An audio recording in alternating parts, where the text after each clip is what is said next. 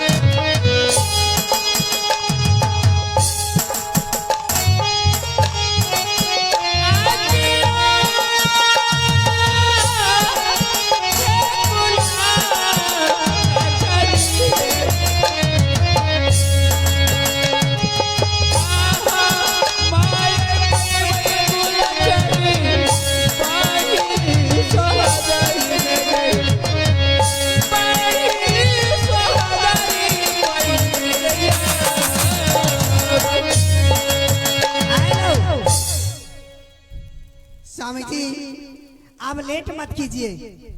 अब भागली हे कुलक्षणी, राजा हरिश्चंद्र जी सच के लिए क्या नहीं किया। ना तो राज का देखा, ना तो बेटा का देखा, ना तो पत्नी का। मैं सत्य असत्य न करूंगा, मैं सत्य का निभाऊंगा। ठीक है, एक खंजर लीजिए, ये मेरी चोली लीजिए, इसको झूला नंद को नेमोचल बिहार ले जाके उसको कत्ल करके मेरी चोली और चुंदरी जाओ रे कुलक्षणी, जाओ जाओ, मैं पूरा कर दूंगा। यही जहर सोते हुए चले जाइएगा। टोचन, रे टोचन। हाँ महाराज। के करा दुआरिया बाबू रे,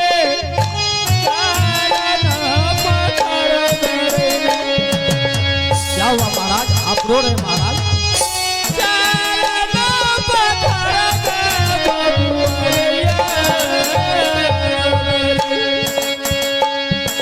नहीं महाराज। हेलो महाराज। टोचन, हाँ हाँ महाराज। अब अगली खंजर हाथ में पकड़ा करके चले गई और अपना चुंदरी दे दी। बहन झूला तो नेमोचर बिहार देखी नहीं। हाँ हाँ महाराज। नेमोचर बिहार कहाँ से देखेगी, कभी गई नहीं। वो तो कभी गए नहीं तो कैसे देखेंगे। हमें जाने दो, अपने दरवाजा से हल के नाश देते हुए नेमोचर बिहार पहुंच जाऊंगा। हाँ हाँ बाद महाराज। में बोल देना भाई साहब चले गए हल जोतने के लिए और तुमको बहन कहा है नाश्ता ले करके आने के लिए। ठीक है महाराज, मैं बस बोल दूंगा महाराज। अपने दरवाजा से हल के नाश देते हुए नेमोचर बिहार को जाऊंगा। जहाँ नाश खत्म होगा उसी जगह मैं मिलूंगा। ठीक है महाराज, आप जाइए, मैं जा रहा हूँ महाराज। प्रणाम महाराज। चले जाओ। हे परमात्मा, आज बहन के लिए मैं जलाद बन जाऊंगा, जलाद बन जाऊंगा। अब अगली चल रहा हूं, लेकिन अच्छा ना होगा, अच्छा ना होगा।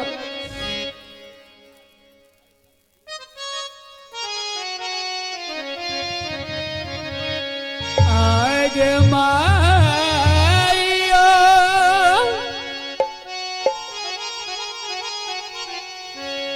अपन जे दुआरिया से हालना सदे तेरे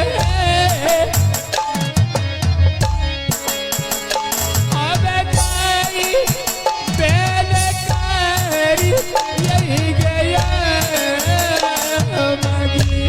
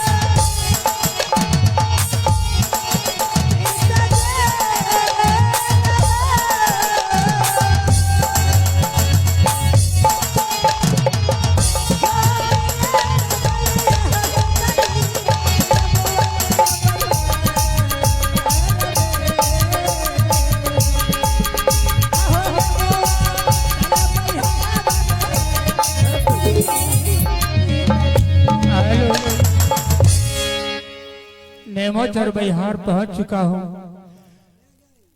अही रेह पकड़ करके मेरी बहन आएगी, मैं तब तक यहाँ बैठ जाता हूँ। नाश्ता लेकर के मेरी बहन आएगी, सूरज पहले नाश्ता करूंगा फिर कोई बातें होगा। अब हागली आज जाने दुश्मन बन करके नेमोचर बिहार में मैं आराम करता हूँ, आराम कर रहा हूँ। हेलो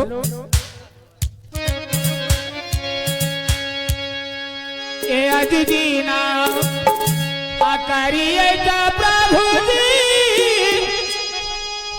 नेमोचर यार मगरी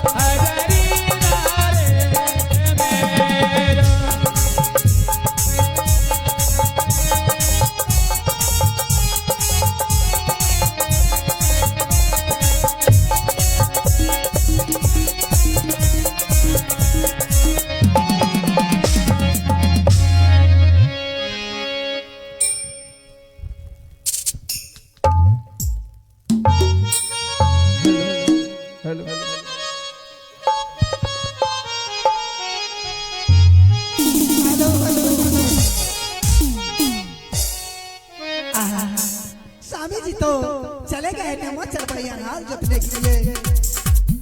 अब मैं झूला ननद को मैं भाई उसके भैया के पास में भेज देती हूँ, वहीं जाके अपना भैया को नाश्ता खिलाएंगे।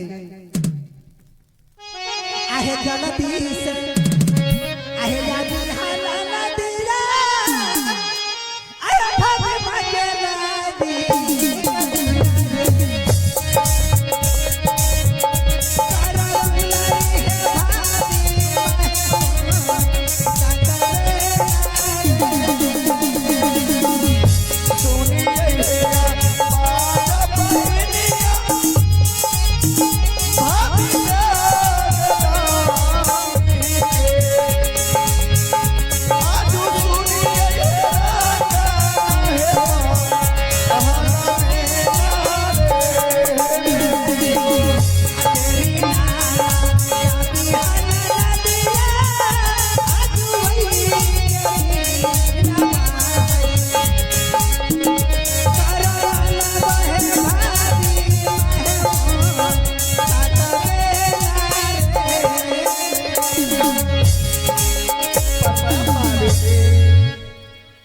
खुश रहो मेरी ननद। तुम्हें कुछ पता है क्या हुआ? क्या हुआ? तुम तो सो जाते, क्या जानेगी। तुम्हारे भैया गए हैं नेमोचर बिहार हाल जोतने के लिए। बोले रानी तुम अपने ननद के लिए सभी सामान दे के, नाश्ता दे के, पानी लेके अब तुम भेजवा देना। भाभी माँ, क्या भाई साहब नेमोचर बिहार गए हैं? हाँ हाँ, आज खाना वाला नाश्ता भी, चाय भी नहीं पिए, वैसे चले गए। भूखे मेरा भाई गए हैं। हाँ।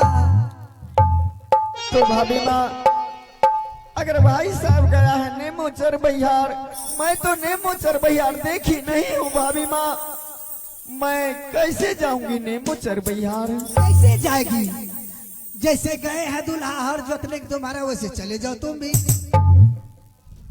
ठीक है भाभी माँ, मैं भाई के लिए तो मैं अपना प्राण दे सकती हूँ भाभी माँ। अगर भाई साहब मेरा भूखे गए हैं तो जाओ भाई साहब के लिए नाश्ता ले आओ, मैं चली जाऊंगी। कितना भाई के लिए रोते हैं, मेरे लिए तो कुछ नहीं सोचते। सुनो, बोले हैं रानी उसको तो देखे हुए नहीं है, मैं द्वार पर से हल जोतते हुए मैं जा रहा हूँ, तुम उसी रे पकड़ा देना, वो चली जाएगी। ठीक है भाभी जी, मैं चली जाऊंगी नेमो चर बहियार। हाँ, अभी मैं नाश्ता लेके आती हूँ। एक बात और कान खोल के सुन लो। बोलो। नाश्ता लेके तो जाएगी, नाश्ता भी और आगे थोड़े से बचे हैं, लेके चले जाओ। इधर से एक छींटा बालू भी ले लेना, समझ गई ना? नाश्ता भी तैयारी होगी। मैं आती हूँ, अभी आती हूँ। ठीक है।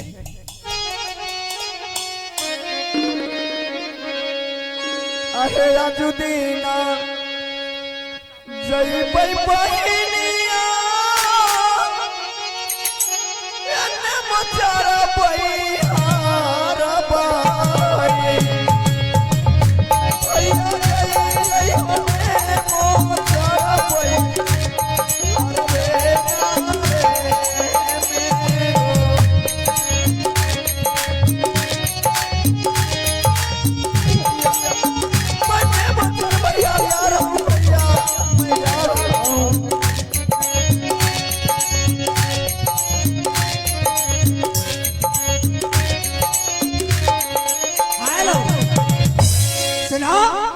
रोना धोना के छोड़ दो, लो नाश्ता लो।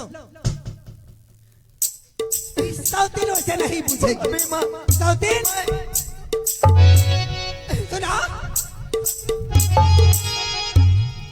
सौतीन खा के जो मोटा गई है, तुम्हारे चमड़ा जो मोटा गई है सौतीन। सौतीन नाश्ता तो गिरा चुकी है, इसकी भैया कहेंगे कि रानी रास्ता नहीं दी होगी। सौतीन सौतीन अभी मैं आगे भारी भारी गई, जाना मांगे बेटिया आगे तो हरोगे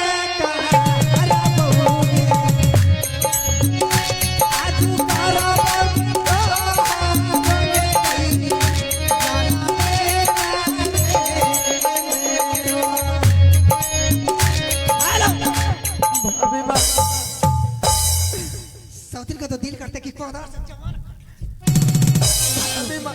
मैं चली जाऊंगी भाभी माँ, मैं चली जाऊंगी, मुझे मारपीट मत करो माँ। सुनो, उधर से एक छिट्टा बालू लेकर नहीं आई। सौतीन देखिए, मैं बालू लेकर के आऊंगी भाभी माँ। छिट्टा में भर के लेते जाना, समझ गई ना?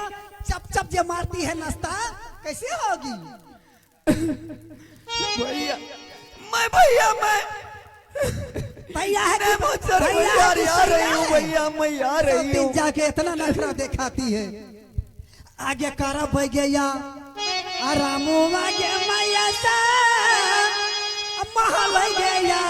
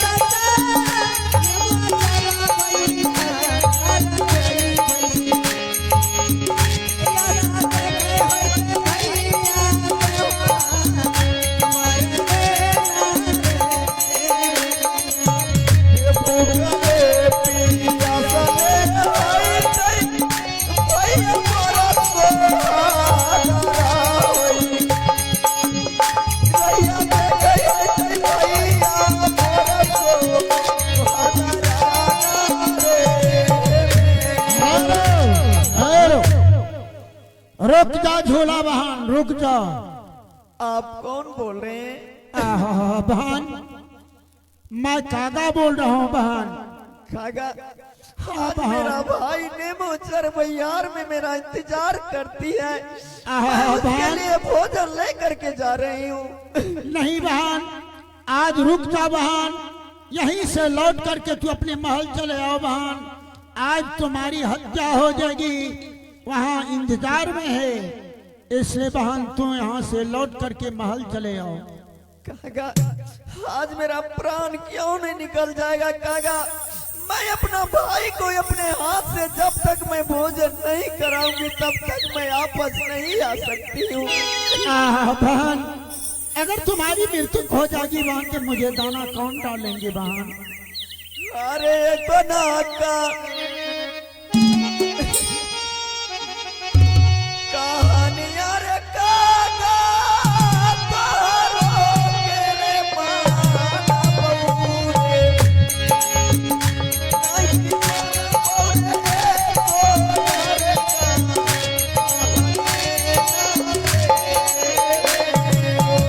रुक जा बहन, रुक जा।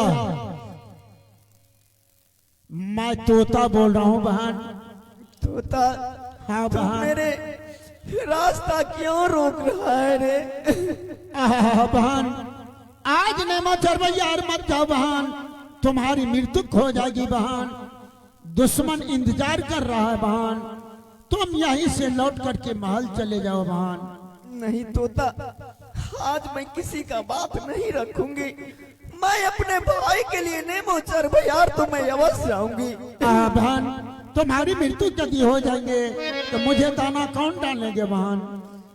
अरे कोना का हनिया रे तोता तारो के रे माना बहू रे चली गई पहिले मोचर पहिले हमारा बेटा रे।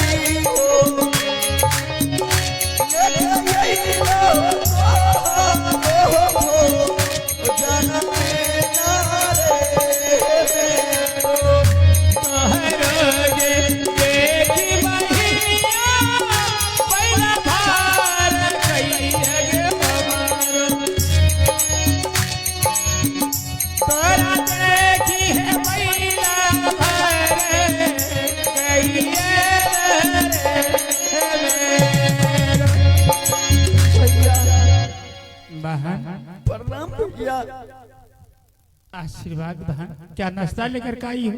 हाँ हाँ भैया, मैं आपके लिए नाश्ता लेकर के आई हूँ, आप भोजन कर लीजिए भैया। टोकरी कुदाली क्यों? भैया भाभी बोली दुलारी, अगर तुम अपने नेमो चर भैया भाई के लिए नाश्ता लेकर के जा रहे हैं